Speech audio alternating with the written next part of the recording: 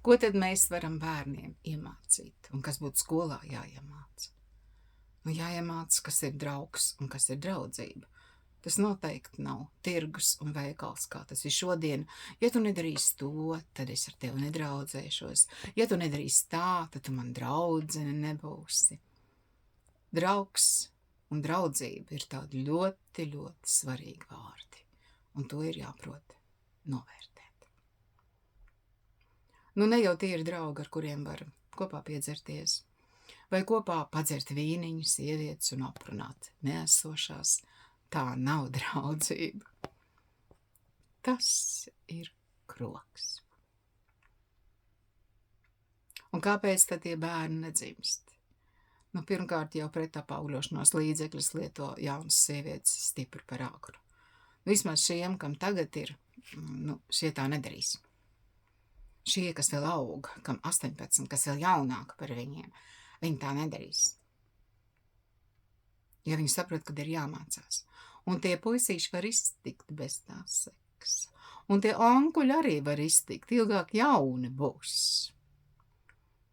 Nu ja, tur jau tas jaunības noslēpums.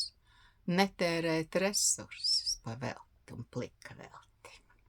Skatieties uz mani. Es netērēju.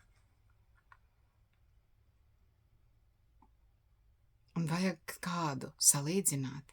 Ne bērns, ne suņus, ne kaķis, arī viņiem ir depresija, un bērniem arī ir depresija. Man šodien nāca ģimenīte iekšā, un mazā Anna saka, Anita, es tevi mīlu. Nu, kur vēl kaut kas jaukāks. Es arī viņu mīlu. Un tas ir tik skaisti.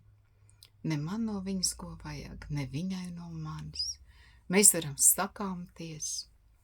Es esmu viņu arī sarājusi, palīdzu audzināt, jo Anna ir lauva, ļoti izteikti lauva. Brālīts arī lauva, bet māsīgi mēģina to lauvu tā kā pie vietas nolikt. Un izkomandēt arī. Tēteri. Nu labi, dzīvē tālu tiks. Arī komandieris mums vajag.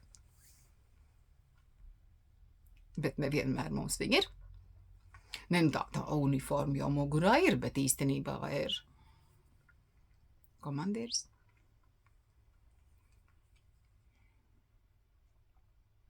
Visi arī nevar būt uzņēmēji. Par to piedzimst. Un tur jaut šodien bērniem to prātu, tas ir pilnīgi nevajadzīgi. Jo sen ir jāpasaka, kā tu pelnīsi maizi.